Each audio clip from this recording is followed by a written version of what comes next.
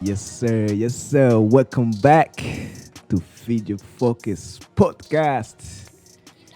Your boy Mabuye is in the house. I'm with my two brothers right here, aka El Bush, What's aka poppin'? What's popping? What's popping? Yes, sir. Happy Friday. Oh man, I go by blessings. the name of Boris. El Bush Boris. He's welcome. Welcome, And I'm with my next to me right here is my brother, other brother Jay Pac. young Simba. Hey, welcome to Feed Your Focus podcast. Let's We get are it. here. Yes, sir. Real quick, before we start, man, I just want to say this shirt look fly, my guy. Thank you, sir. I appreciate it. What brand is that? This is BFF brand, all the way from Kigali, Rwanda. Be what? BFF. Talk about it, man. What does BFF stand for? Be free finally. Be free fun. Yeah. That's gonna be like my personal brand, but it's still in the works right now. Mm-hmm. But this shirt definitely was made in Rwanda. You can see. One of the best tailors. In I like the so- the fabric, the quality. It's pretty crazy. Shout out to my mom too. She's the one that brought me this. Man, shout out to Love you, Mom. moms. Peace and love. Shout But out to man, mom. Kuva Kigali kabisa kugira A-Town pretty soon, man. I'm gonna put him on the street and some people Yeah. can start buying them and things like that. We get the Yeah. exclusive. We get the Oh, one first. You already got some. You already got you some. Yeah, he already got us some. Yeah, As a matter of fact, yeah. people who's Yeah. watching, if you like him, you know, man. Hey, mom, Put a put little, me on. Put me on. put a little DM down there. Let Boris know what you need. You feel me? Absolutely. Yes, sir. That's how we move forward as a community, man. Support each other. Absolutely, man. So how have you been? Man, we've been great, man. I feel like last time we was here together, it was the beginning of our podcast. Remember Yeah, that was like the a few months introduction, ago. The intro. the intro, man. The So intro. I think we've grown from there. You know, we on what, episode 7, 8 now. This is the 8th one, yeah. Already 7 episodes in the Give, bag. give your hand a clap, man. Cause come on, man. A shout out to our listeners. Too, Our listeners, man. They I see the comments. They're out there. They said they're liking the vibe. They're vibing with what we're doing. Also, if there is somebody you guys want us to bring on, Yeah, just Absolutely. definitely. put in a comment, subscribe, and all that. Yes. Let us know. We're gonna bring them over here. Just have a conversation. For real, that's what we're here for. We want to be able to have those conversations with people, even people afar, that we can outreach to. We can get on a phone call and just have a conversation with them. Exactly. But yeah, real quick, before we go anywhere else, the topic today, I wanted to really dive into growth, which we was just talking about, the growth of our podcast. We started from the beginning. Now we are 8 right now, but at the same time, it's like I want to talk about it in the bigger picture growth as grown men right now. There's other listeners right there, grown women as well. But we grew up in the 90s, right? Most of us, early 2000s, right? That's our childhood. I feel like we have seen so many things changing, in our generation. I feel that helped us to kind of like grow fast. Maybe I would say grow fast or really learn how to maneuver life at a young age, right? For sure. I mean, personally, I feel like when you talk about growth, you gotta take it way back how we were raised, kuri kumihanda, like ukina biye, like coming back home from school. Gukina karere. Ugakubitwa watinze uri gukina karere, like you say, you were trying to have fun. Like me personally, I'm trying to have fun. Ariko bakubwira ati amasaha kuki benshi bajya kuvuga ati amatara yo ku muhanda ni yaka utarataha. tu You in trouble. urarya ku giti. Yeah, growth say from there, Was that like a discipline? Was that like a discipline where you are kuko nyine yari nka discipline bashiraga ku bana bose kugira ngo making sure ko batashye ngo. But personally, like, that's what like all the kids had. Ariko for me, ku ruhande rwanjye, when you having fun when you young kid like uri gukina umupira ntago byitaho men ngo amatara yatse niki like igihe umupira urangire nibwo ubyibuka tu so bitekerezo umaze kugera ku rupangu mu rugo utashye niki like yo what it's very different. I'm about to get in trouble. Well, I could for me personally, I don't think I used to be in trouble a lot. Come on, Boris. Man, like growing up. Boris just say you never been in trouble. Man, you look like you was one of them kids. I was outside. Just fucking with I was definitely outside most of the time. Ariko je me growing up, ariko konye nakuriye Nyamijosi, man. Most of the people ahantu henshi nakuriye like yego twarakinaga nka nyuma ya school but twageze nka 6 p.m. ish 6:30 p.m. ish but it would be so dark though. Ntago wakinaga kugeza ngo ugere mu ijoro ryataye kandi nta muriro wawe guhari all the time. You know. Ariko yeah man, it's crazy. I remember that like it was yesterday, man. Tukajya dukina umupira nyine mu makariti cyangwa tuvuye ku ishuri and things like that. You just play ku muhanda abantu bose bari kubareba and shit. So competition though. Bro. Competition ya karere.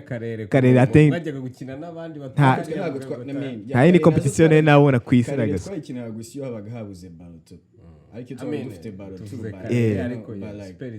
Ariko ya soko yo muri hood yabaga si yabaga muri quartier se ku muhanda nyine tu. So mukava muri hood yanyu mwaga mwashinze hood mugiye gukina nabo mwashinze amazamu tu right. Mwashinze amazamu kuko yo ni karere.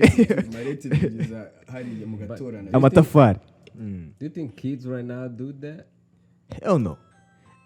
Unless you go to some of the countries in South America where kids are still really playing outside, you know. Now only rape, that time. Like all the time, man. We not that. I mean, yeah. They still do it, but in a way. Okay. I think we have a guest. We have a guest at the gate. Who we at? We got VOB right now. What's up, VOB? Talk to him. What's popping, my brother? Yeah, we're shooting a podcast right now, bro. Adiko, welcome back. Welcome back. I guess you're here at the right time, man. You can pull up here. For those who what? Somebody's coming. I mean, Jay Pac agiye kuza gufungura too. For the listeners right now, man, we got all our listeners, man. VOB's on ari ku rugi tugiye kumufungura real quick. He's one of the producers. He just got here. Unfortunately, he didn't tell us they was gonna get. Yeah, he just pulled up to the door. But unfortunately, he just pulled ariko up se right man now. ufite ureba abantu bose baje ku rugo rwawe tu. Yeah, I have that video thing, the ring thing. It's like 4K. Uri kumurebera muri nuze tu. Yeah, so nobody can come here uninvited. I mean, nobody. I cannot go open the door if I don't know you. Yeah, no, you gotta talk to him. I gotta talk to them. Technology, man. Technology is crazy. I can see them before they technology, bro. Peace. VOB just walked in, ladies and gentlemen. Real quick. We apologize about this. Definitely was not planned, but abana bakubaganaga too. Is one of them. Nawe yatahaga amatara yatse ku muhanda. Uriya yatahaga I know he from Mugatsata. Hariya Mugatsata wishi. That's a good question. I don't know if kids these days grow up the same way we grew up. I grew up, me personally. Bro, like gutaha nka nimugoroba 6:30 p.m. ish kuvuye ku ishuri niki bro. Twabaga twatashye mu rugo and shit like that. Iyo nta muriro wabaga uhari wagira imana mwabaga mufite nka karadiyo cyangwa umukozi mu rugo ari ukina urunana mu gukina kana tu. outside. Ka karadiyo kangana nka Nokia tu. Cyangwa umukozi yabaga afite na radiyo nzima tu. Kumva ko kari cyose niyo yabagikina ari mwese mwabaga muri kumva. Hariho nk'umupira cyangwa noneho nk'umuriro waza ukatumva hood yose ikativuza indu. Ariko Nyamijosi yabaga ari vibe iteye ubwoba tu. Nyamijosi used to be crazy, man. For real. Used to be good vibes, ariko good, good no, vibes. Quick question. Any one of you wagiye kureba the anime cyangwa like any good movies to the neighbors TVs, you know? That's crazy. Como neighbors. Hey, like you know, one of your kid, your homie kid, they got a TV. Gatugenda kuwa kabiri bashyiragamo urwo rw'imikino cyangwa yahatari. Kavuga ati yo I'm a pull up go watch that. Yeah. Ukagotwa kubera TV wayirangariye ugataha utinze tu. Yeah, it used to happen. Like it's crazy. Omega shako homework yawe wayirangije nyine, you know, devoir domicile yarangiye tu ubundi ukakora ibindi byose. Ariko bro, that's crazy nyine. It's just ikibazo Boris yaravuze none nyine abana b'ikigero right now. Nyine kuvuga nyine to attain the evolution y'ukuntu having a fun tukiri abana byarahindutse byatari. Even our parents, the way they was having fun when they was kids, it was different from us. Absolutely. So it's like bizajya always be changing too. I mean, especially n'ibihe too na development y'igihugu Yatari, the technology these days, I feel like my nephew, the way I see him, having fun, it was different than mine. I think I had to respect it because he was having blasts playing like online shit, like online games, but he's having a lot of fun with it. Fast forward though, murenterina though. Fast forward. Listen, What you rent? Kuvuga kuri primaire, like For those who don't know interna, that's what you call boarding school, right? Yeah. Yo, you go to man. I'm gonna tell you a story, bro. Like this is on off the record, man. Like first time I ngiye muri interina though. I pulled up. Kumwe na Mary. We pulled up. Boom, boom. Ibikoresho byose akabase akajerekani akamatera Inyanza Crystal Rock. ku bana bose bize kuri Crystal. Nyanza, shout out to Nyanza though. Nyanza, they already know, they're watching. Nyanza, it was the hottest though, Hey bro, the latest hari Nyanza hari nk'ibigo bigera ku 10 in one city. Like it's like muri siri imwe ariko hari ibigo byinshi bya hatari. Bapuda po muri internet bwa mbere, ndasasa igitanda n'iki urumva rumururu, you ready, bagiye kukunyuzura, you meeting these young kid bari kukureba, bite wowe uruwa hehe ruki, asking you no for real.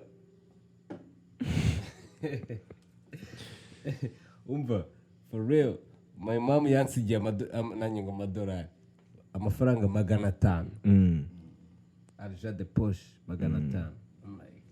I'm like yo, hano barateka baragabura, you gonna eat breakfast, dinner and lunch. Arja de poche cyarasiye 500 y'amanyarwanda. Igikombe cy'amata muri kantine n'amandazi 2, igikombe cyaguraga 200 cy'amata, amandazi 2, that's like 300. I'm like, one night I'm gonna spend the 500. Ndavuga ati ijoro rimwe ngiye muri kantine ndahita nyamara tu. Bro, Mary yansigiye 500 na n'ubu I'll never forget that, Aja de Porsche yine yuyembwe cyose tu. But for me, like when I think about it for her, shout out to my mom, love you mom. Ariko when I think about it, wajyanaga umwana muri interina, like yo, baragukubita breakfast, lunch na dinner.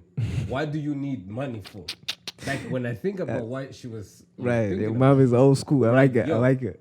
Ukeneye inoti amafaranga. Why do you need money for? Exactly. That's crazy. Barateka breakfast muri interina, barateka lunch na dinner. Ariko nyine kubera kwa kundi igishyimbo cyo muri interina urakiza ukuntu kiba gitetse, urumva batekeye abantu 70 ni ya maminwa ni iki n'igishyimbo ni ya kawunga ni iki kandi cyo kinini byate. No, cyari kinini mene bro. Kuri table aho wicaranye n'abana nk'abangaye tu. Umutipe kabase karazenguruka kajya kugeraho ukicaye kakugeragaho uri kujya koza. Uri kujyana koza abandi baruye gute. Bro, ana barurube byaruga bwa nyuma tu. Byabaga is when the agaprato kakugeragaho abantu bose bamaze kwarura, then ukaba nta biryo ufite, then you have to take your own plate, ugafata isahani yawe ukayohereza hose kugira ngo ukatiraho agenda kubagiritse.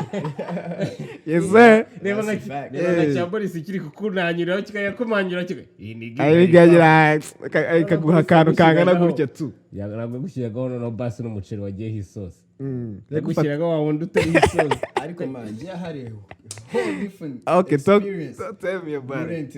Ariko we ntabwo wize muri internet. Nize muri internet tu. Yo, nize muri petit seminaire yitwa Rwesero man. Oh yeah. Kuri Muhazi.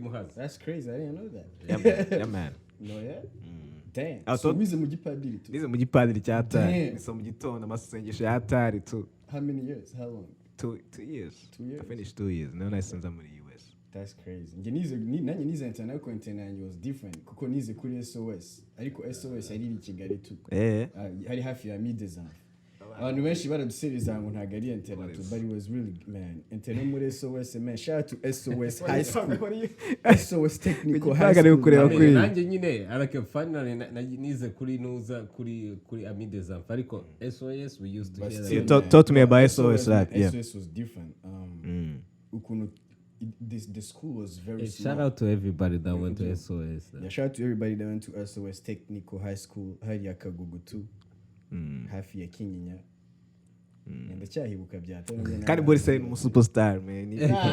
Come on man, stop man. Yarabyinaga bisaje. Of course, that's who else? Reka tubaze if you know Boris is a superstar ni bubuzi drop a fire. Ariko nimuramuza byina too, that's already like something. Cyakoze byo naracezaga byatari back in high school. Hari ukuntu ngi nagiye muri internet mbitekereza ntago ariko byaje kurangira. Okay, do it. So like Give us. when kugira ngo muri SOS you gotta do an exam kugira ngo first you be admitted kugigo to kuko like 80% bafataga abana b'imfubyi too cause it's SOS I guess niko zifasha nyine abana b'imfubyi and things like abantu batishoboye too but they have like a big bafata amafaranga menshi byatari so they provide really good education first n'ibiryo byabo ari byiza twaryaga neza byatara kurenza living sometimes hari abana apiti wo kwishuri bambyaga ati yo twe turya neza ku ishuri hano kurishko turya mu rugo too.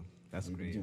Twabye byumvishije. It's so crazy man. Nanjye byarantangaje byatari. Boris arabivuga tugahita ubibona impamvu nyine like no like That's good though. That's dope man. I know. It's supposed to be like that. I'm glad that it was something like that. Hamwe na hamwe. It was very small. It wasn't. Class twabaga turi nka 21 students muri class yetu. Kandi interna mbere nge nyihiga tu interna mbere yabagaho it was only for guys. Interna y'abakobwa yari itaraza yaje I think for the last 2 years nari ndi hariya tu. Yeah. Kurumva interna gusa abahungu were only like less than 200 people mu kigo cyose tu. So it was easy for them to manage. So like I'm a projector mu class, good food man. Bro, twarya gisombe n'ubugari n'umuceri on a Friday. Ntago ari interna man. Imagine that shit. I'm gonna apply for that school right now as soon as we finish. I don't know if it's still the same thing. Yena subiramo tu. Subira muri pre. Nimba ariko bimeze. On a Friday, right? On a Friday badutekera gisombe zirimo inyama n'ubugari n'umuceri and you'll decide niba ushaka kurya ubugari cyangwa ushaka kurya umuceri. Ose ukari cyangwa ukabira. Kuntera inzara sindangiza tu. Imagine bro like yeah, Chaco's it was so different. That's good bro. You know, it was very different. Ariko nyine as far as you know apart. Ariko still nyine wagiyemo ufite imyaka ingahe muri 15, 16. So no watangiye so you get away from your mom's house ujya kuba muri internet too. Exactly. So that experience nyine kuba ufite imyaka nk'iyo nikeya ugatangira kujya kubana n'abandi bantu to away from your parents. Exactly. That's already a next step for your life as that was definitely growth because that's when I was able to experience a lot of things. Right? Pac, what were you internet think how old this was like? I think it was 12. Exactly. Nanjye nagiye mufite 12. It's 12 niyo ubundi mujya yeah. But ariko nyine saying that, you know, coming to different, you know, you got different experience yeah hatari bro. Just meeting different kids. Genda kubwira for my first time njya muri internet. Igihembwe cya mbere naratashye I had nothing. Igikapu, imyenda, inkweto, bro n'amatera barabyibye byose because hari teach 12-year-old kid like kumanaging ibintu byetu. No way. Ntabwo uzongera kumpa 500 bro like it's a survival. It's a survival of the fittest. You know. I'm glad he wasn't like that though. Muri SOS. Uzabyeyi bagusigaga basize ku munsi wa mbere bari kugenda gutya. Yayisigaye imeze gutya. Ni nko kumva uhagaze uri kumva ibirura biri musigaye mu ishyamba kuri visite abandi bana bakabasura we batagusuye tu. That's good. Njyaho nyuma ngiye y'umwaka wa mbere. I told my mom nta kibazo ntunsure tu. Just put the money on the account. Send the money. Yatike n'iki tu send the money. Visite zacu zabaga ziri. Musi wa mbere abana benshi barira byatari. Abana benshi barira bakubwambe. Ako you think about it like put in his age. My nephew is only 13. Ariko mamura nk'abati. Ntago yajya muri internet survive. I can't imagine him being away from his mom. But ariko at the same time nikuba nawe tukiri 12 years old at that time. It was almost the same emotion now. So today, no. Tubwire now journey like because Boris way yize muri Kigali bro.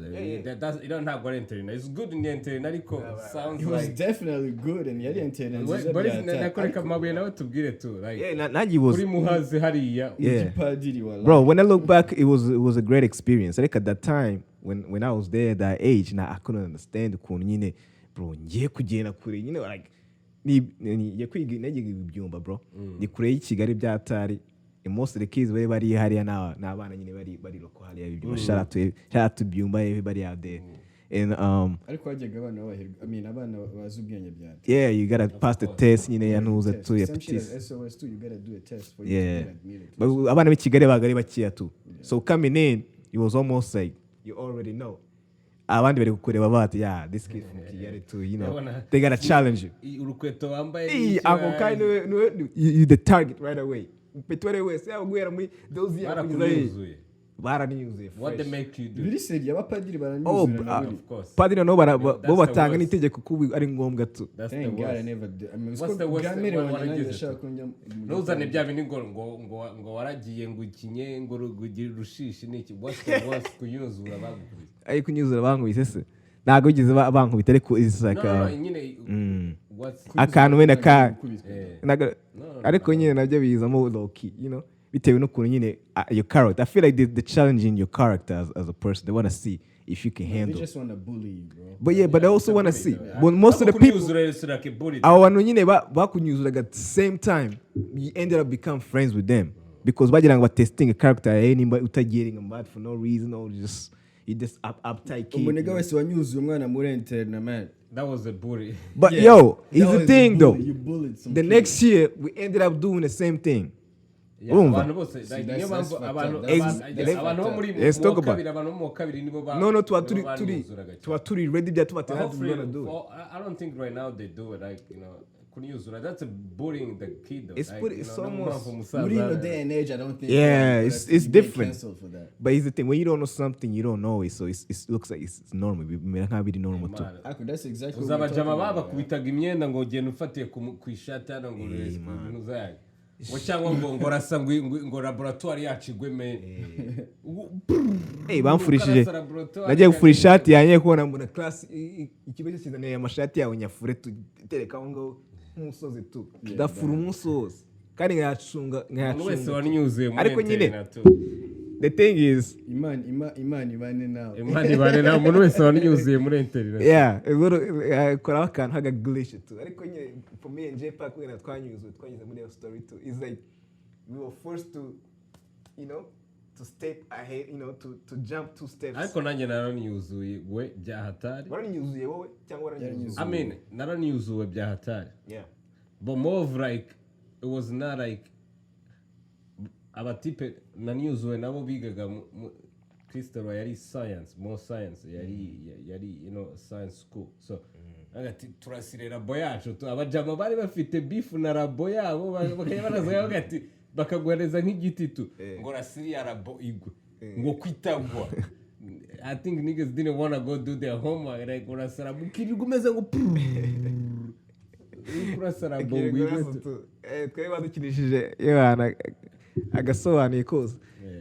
Ari n'igihe batubwiye bigize ngiye bambwiye ngo njye kurisha ibyasi. Ariko I think it's kinka tu wewe ni yankiri kurisha arango nagenda ukora ibiri gukora turarya tu njya hasi kwera ubwome. But I think on one end that's fucked up, bro. I mean, it was, I don't think kurundi ruhande it's not bad.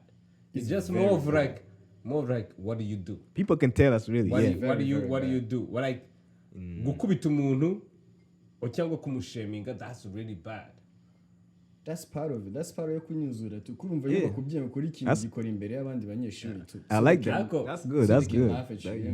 That's mentally harimo akantu tu. Abana nyine nkuko nabivuga as far you turi kuvuga kuri growth. Ukora nyine twebwe twanyuzemo tu. That's the question. Bariko none se nkukubwira nk'umupeti musangira kuri table imwe, sibyo? Doga turasangira tu turi 1 2 3. Mwarangiza kurya mugahita mumuhereza ifoke yanyu mugati yo ujye kuyoza uyikipinga ejo nitugaruka kurya dina uzuyiza. That's fucked up. So let me put it this way. Boris. Akugize grade kuvuga ati nyine wowe urumururu wasaga guru umururu ufite amafoke ya table yose y'abantu 10 tu. Yeah, keeping the guard. Twagenaga ball zacu muri. Wowe ntago bizi do. Boris, let me put it this way. Muri environment twe turimo, it's almost as necessary. I'm not gonna say it's right. It's almost necessary to have a kid understanding the environment animo too, because most of the kids were kind of like hard-headed. Na environment where turimo, yo, everything's about rules. especially for mine, muri petit seminaire mu bapadiri too, everything was rules. You miss this, you know, you gotta get a punishment. There's no way around it. Bro, So bagira ngo batesting character yawe in a way, Right. they know if they ask you something that is, damn. I get you. Okay, yeah. But here's the thing. Fast forward when I look at it too, I'm like, hey, that shit ain't right because you forcing a young kid to do shit he ain't supposed to be doing. That can mess up whatever, right?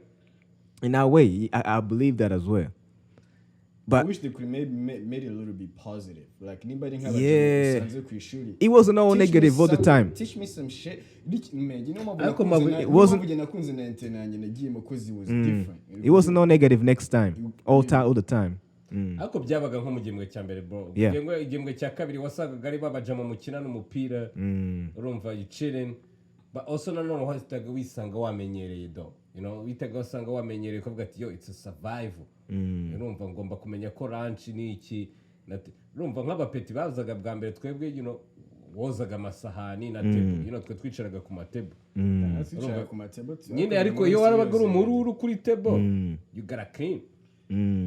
Nawe Twebwe next ukuntu year, byabaga nawe bimeze, next bro. year umupeti uje mushyashya you make them clean. See, that's fucked up. Twebwe ukuntu byabaga bimeze tu. Ariko nyine- 7 days.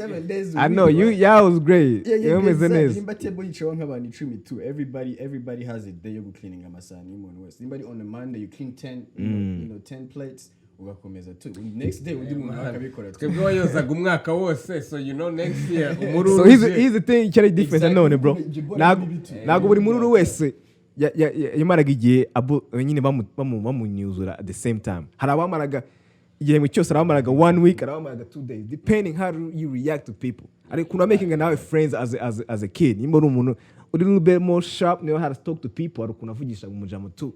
Uri elder dawe kama respect. It's fine, I understand that. But At the end of the day, I know what- at the I end can of hear the where day, Boris coming that from, was a because bad. That I'm was with- at the end of the day, that was a bad culture. people didn't That was- accept it the same way. You know, ashobora kuzana umupeti never been told cause isahani. No, mind of woza amasahani 10 twara amafoke. Right, nagara yanjye too. The kid was like, I'm here to learn. Nje hano ku ishuri.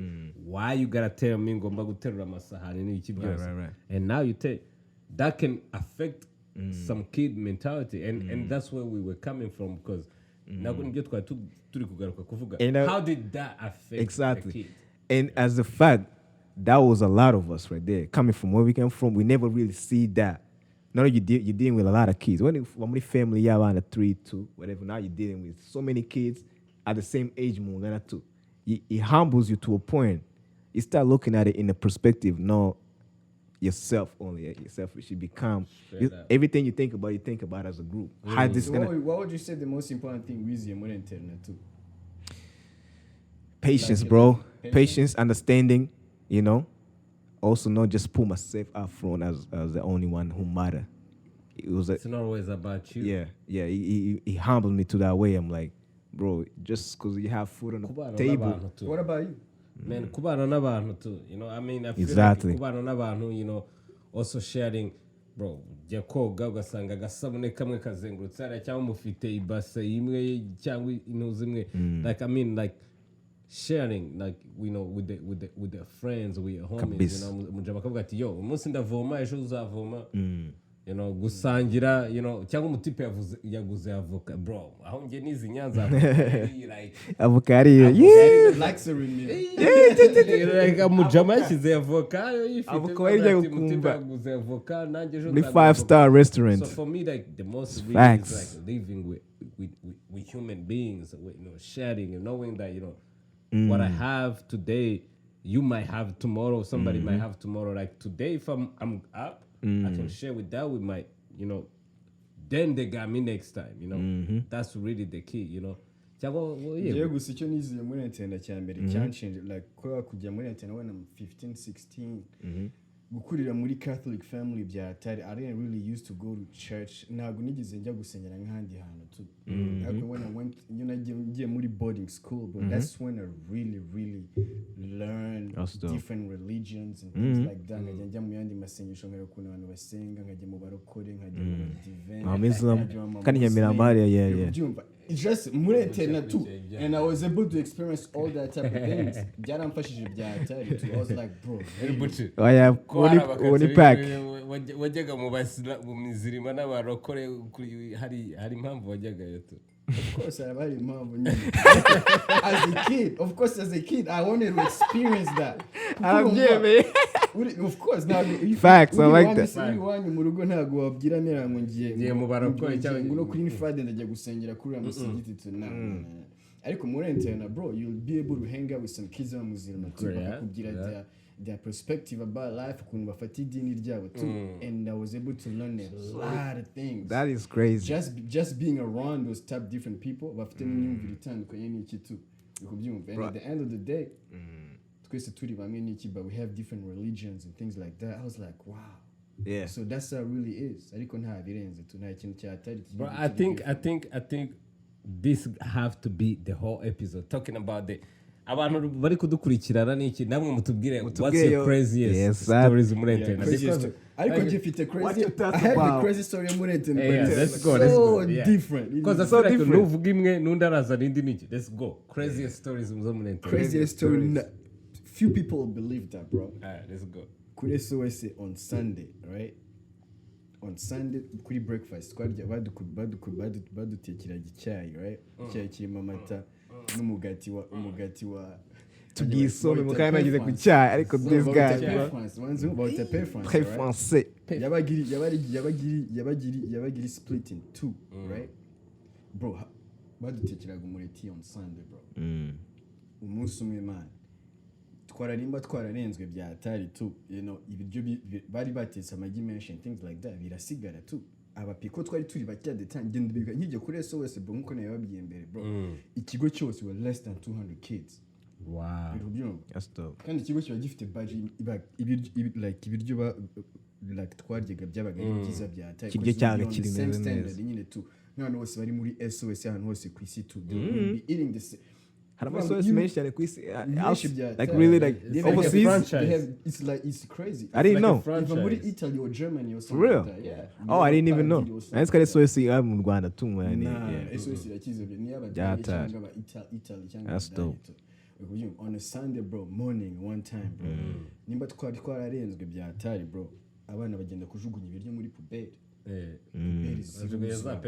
No, bro, puberi ziruzura ku buryo noneho muri SOS twari dufite headmaster wacu yabaga muri compound y'ikigo, yabaga afite inzu iri hafi y'ahantu turira tu, ariko yabaga mu kigo tu, so yanyuraga ahantu turira kugira ngo ajye kuri office yiwe tu, so pass by turi kurya and things like that. On a Sunday morning, bro, umujama arabyuka anyura kuri puberi, asanga puberi iruzuye trash. Harimo imigati, harimo amagi. He couldn't believe it. Yo, yahise ahamagaza inama direct ako kanya ati nawe wari wanazemo imigati. Cyangwa ntago. Wewe wararyaga tu nta kimwe asigazaga. Ntabwo najyaga byate nari nanuse. Bro, I'm tell you different story when we talking about. Let me finish my story. Dumva story nyine ukuntu yaje kurangira. Bro, headmaster anyuzeho, bro, abona ukuntu pubeli zuzuye, he couldn't believe it. Araduhamagaza twese tu. I think yes, but I will get for the next few weeks. I was at from that day on. Ntago muzongera kurya amagi on Sunday. Badukubitiye nka embargo for like few weeks. Kabisa. I could yo mjibutse right now. When I think about it right now, it just blows my mind. I'm like, bro. Muri icyo gihe 211 210 bityo 2 abana bahaze muri interna, bro. Ukajugunya ibiryo muri puberi. Never seen that before. I'm like, bro. Wow, that's unbelievable. That's unbelievable. Get quite a comeback. The crazy story nibuka baby. Yeah, but nakubwira, I'm gonna tell you like, I mean, speaking about food, bro. I'm gonna tell you a quick one, bro. Je muri interna banyirukanye twasimbutse ikigo. Twagiye kurya hanze because the food inside, you know, it was not enough. I don't feel like that was coming for Pac. Ariko noneho abantu bose bizi Nyanza barabizi kwa Yahaya, man. Yahaya. Ubugari bw'ijana. Ijana ry'amanyarwanda nyine ugasimbuka ukajya hanze kugiye ubugari bw'ijana. Bakagufata bakakwirukana tu. Bra nyine like crazy story yo ni imwe tu like nagiye hanze nasimbutse ngiye kurya ubugari bw'ijana kwa Yahaya tu. Ubugari bw'ijana. Kandi muri kwishuri batetse ubugari. Ariko nyine ubwo hanze wa buri different. Ubwo hanze ugomba bro niyo wabaga wahaza wajyaga kurya ahantu nta muntu wajya guhaga maintain ariko that's crazy twabaga dufite kantine even though twaryaga ndetse twabaga dufite kantine forget about kantine man twe twarasimbukaga gipangu kantine twageraga bro imagine habe na shikirete waguraga mu kigo mo imbere igaragara no indi crazy story none ngiye kubabwira tu twe twavomeraga refectoire like baravugaga ati kuwa mbere abo mu wa mbere baravoma kuwa kabiri abo mu wa kabiri baravoma like you go amazi yo koga ariko ukabanza ukazana amazi yo muri kantine kugira ngo bateke icyo kijumba cyangwa icyo like ukavomera muri kantine tu nako ukavomera muri refectoire ugatwara ibase yawe wavomeyemo cyangwa injerekani ukajya kuverisa amazi tu ukajya gasubirayo ukajya kuvomayo koga warabanza ukavomayo kugira gute ayo guteka bakakuvivura wangiza ugasubirayo ukajya kuvoma ati ukajya kuvoma yawe yo koga tu noneho twe twakoze magafe twiga mu wa gatatu doye sudoye na disciplinaire binjiye muri dortoir tu abajama bahita bazimya amatara bro abajama twara bakubisa amayesu n'iki urumva ni kuri amides en fait no muri Crystal Winyaza urumva turabasakuriza n'iki the next day bavuga ati yo ibintu mwakoreye abajama ntago byari sawa tugomba kubahana none baravuga turahana ikigo cyose cyangwa turahara abanyeshuri abantu bose bize muri Crystal they know this story barakuzi noneho bahita bandika abantu 8 in those 8 people was included of course you had to be included remember I was included in those 8 people noneho batubwiye ngo tugomba kuvoma amajerekani 100 nigaga mu wa gatatu tugiye gukora ikizame cya leta amajerekani 100 amajerekani 100 no kuvuga no kuva kuri effect ariko manuka hepfo aho twavomeraga kazamuka tu on a day you could do like 5 times or 4 times max wagiye nyine kubera ko twavomeraga nyine ni kuri robine yacu yari amazi ntago bari bafite robine zamura amazi ava hasi mu gishanga ngo agere mu kigo tu kuko twigaga Rwanda n'ubwo imisozi igihumbi twiga ishuri ryari hejuru ariko nyine robine yacu yari ubuntu kujya kuvomerayo ariko ukagomba kujya hasi ukavoma amazi ukayazamura 100 manigaga mu wa gatatu I still right now I feel like if my kid ever go back to the school azavoma amajerekani na 100 nago nayarangije to the crazy story nuko na nubu ndacyanditse mu gitabo yuko ntago nigeze nyavoma tungo nyarangize tu fuck them nyine like gubwira umuntu ngo voma amajerekani 100 urumva uyavomere refectoire yari cyo gihano muhaye abandi bajyaga mu ishuri twe twajya kuvoma the last really semestre ya nyuma igembwe cyanyuma ntabwo twakize bikora twagomba kuvoma amajerekani 100 ariko abandi bajyaga mu ishuri kwa kundi bajyaga muri refectoire nk'abandi bajya mu ishuri rya mbere bagiye kwiga nyine iki twe tugahita tujya muri dortoir tugafata ijerekani tukajya kuvoma ngo twarakubise abayobozi but that's a crazy story because mu wa gatatu barampamiye urasubirayo ko higa navuga ati no way I'm going back. But what I'm hearing about this is crazy muri mwese too. Crazy stories. It's like stories I feel like at that time mwese ko ni kubyumva you either overcome the fears or you either force yourself to learn something at a very young age utashobora kwiga uri mu rugo iwanyu gusa tu I'm so glad nagiye muri internet especially muri I was able to learn it. I have another crazy story ariko my nigga Dash narabyinaga high school too so twari tujya kubyina za fawe amide za fa Riviera and things like that hari igihe twigize gutoroka tu rero turimo turagaruka tu mu ishuri tu hari abazamu barinda tu in the middle of the night babona ndimo ndasimbuka urupangu tu abajama wanjye twari turi bose bari bamaze kwinjira mu kigo bamaze kwinjira I was the last one ndeze ati yo nibishikira teto magarito buzindu dikarma ndongera ndaza ariko nabateye igiparu tu barandika ndakomeza tu ndigenda so wari umuntu uza tu wari uzi gufinessing abantu tu kwako no SOS yari ritu yari hafi yakagugu tu barimo barubakira finesse if I broke ariko man we're talking about growth let's switch it up a little bit ariko segment I think mbere yuko dukomeza like I get what you going bariko mbere yuko dukomeza segment tuzatwigarura man crazy stories muri internet. Crazy stories zo muri internet. Zaba ari nyinshi cyane, ntabwo zarangira. Ntabwo Please, zarangira drop tu. some crazy stories muri abazajya comment. bazikubita muri comment, we can talk about it. We can talk about it Ariko next time continuing, too. we were talking about growth.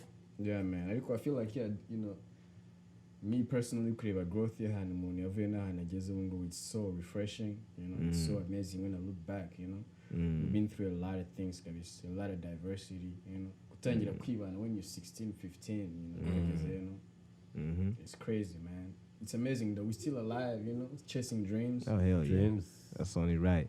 But for me, icyo navuga tu narangiriza nuko nyine tu, the growth is impeccable. Kandi urugendo ruracyakomeje. We only getting started. We are getting started. You know, there's so much, you know, so much to learn. Yeah, man. You know, even though we have so much history in the past, like, we have so much to learn, and the future is so bright, man. Tuzakomeza tubivugana tu, but that's my take. Yeah, man. Yeah, man. Pac, you wanna say something? I mean, I guess growth is way bigger than I think about, than we think about. Because right now, turangirije kuri stories zo muri internet, we're still going. But also personally, you know, I feel like still working on myself. Also the past, cyangwa story umuntu aba yaraciyemo. You know, like there is a bar uvuga mu ndirimbo, we have a lot of stuff to unlearn, to learn new things. Hari ibintu twize nyine, you know, growth, you know, hari ibintu twize twashyizemo tukiri batoya, you know, ariko hari n'ibintu tugomba gusubira inyuma tukibyikuramo for us to even learn new things, you know what I'm saying? Like, you know, nimba barakubwiye ngo kiriya gikombe n'umutuku ukaba ariko wafashe ukagera hariko, sometimes you have to go back and question that, like kuki wize ko igikombe ari umutuku, and so you can be able to learn new things, you know. But growth, you know, we're still going. I think the topic is gonna keep going, you know. But for me personally, it's more of like unlearning, you know, some things that we learn as young kids, as young And relearn. you know, and relearn new things, you know, to be able to just direct, you know, myself, you know, the next generation into the future. You know, that's how I feel about it. You know. Absolutely, man. That's a great point, both of you guys, man. I feel like that's the reason why we have this conversation even at this time right now, because we need to be able to revisit our time when we was kids. You know, there's a lot that we can go back and see in a different perspective than we had before. So it's always good to hear from other, you know, my brothers that, you know, I'm always with all the time. So it's good to hear that from both of your sides, man. So definitely, we still growing, like Bush say, like Pac say, and I wanna hear your story and your journey of your growth. You know, from the young to where you are and where you wanna be in the next few years. You know. Talk to us. But yes, sir. This is the Creative Genius. We doing Feed Your Focus. Yo. And shout out to our sponsors, man. We got to shout out to our sponsors, man. You know. Wazo Plus. Yeah, Shout out to Wazo Plus, man. If you want to know everywhere you want to invest, the hottest business, especially in Africa, in East Africa, nimburi mu Rwanda, nimburi East Africa, you want to know the hottest business right now, cryptocurrency, whatever you want to invest in, you know, Amazon go Wazo Plus, you know. We got also freeway transportation. Freeway transportation. Shout out to Chris, man. If you want to get into the trucking industry, the business is booming right now. If you want to learn anything about trucking, you know, hit us in the DM or check freewaytransportation.com. Yes, sir. You can definitely get all the information you want or you need, man. Yo. Candy, man, this is Feed Your Focus podcast. Yes, sir. Tell us what you know. Mutubwire umuntu mushaka tuzatumira tu. Real quick. Let me give a shout out to some of the listeners that been, you know, hit me up. That's running. My boy Ivan is in UK right now. Ivan. The champ. He's out there doing his thing, playing football. That's my boy. That's my boy. Keep going. We need you over here soon. And my boy Eric, you know who you are. You know, Eric. Big Pimpin'. Yes, sir, with a cigar. I got a cigar for you, bro. Oh, yeah? Yeah, Where man. does he live? He's in Delaware. Delaware. Yeah. Okay. always been supporting us. We got Always people following in the Pittsburgh he's- listeners to So us, he bro. lives in the Uncle Joe's. Oh, many people that's listening to us right now. I can't remember the names, but everybody that been No, clicking I on can it. tell you our top 5 Let's cities. give him a shout out before we close out, real quick. We're gonna do the cities right now. Yeah. So we got Canada. Yes, sir. Canada It's a smooth. country, right? We can't. Yeah, We gotta yeah, go it's a Canada. country. We're going countries, and gotta we do got performance in Canada. United States, and we got Germany, and we got Rwanda, and we Yep. got Belgium. We got Germany and Belgium. That's nice. Yeah, that's Like, the top man. 5, bro. Yeah, this is definitely a podcast for the community, man. If you Yes. if you live abroad or if you live in Rwanda, And soon you enough, wanna we're gonna share start ideas, getting calls from people. Y'all can call in soon call enough. in. Anyway, I I think mean, this is shout gonna out to be- this people is in gonna Canada and Europe, man. Like they vibing with us? they Ah, man. vibing with our things, With man. the- with the- you know, with the for gang, real. gang. They so good, man. Man, This is gonna be the longest podcast, but we Nah, we apologize good. about We're good. that. We're just wrapping it up, showing some love to the people. That's all. Absolutely. We gotta Feed take you. time. We gotta take time to do that. That's important. That's important. Absolutely. Much love. Peace.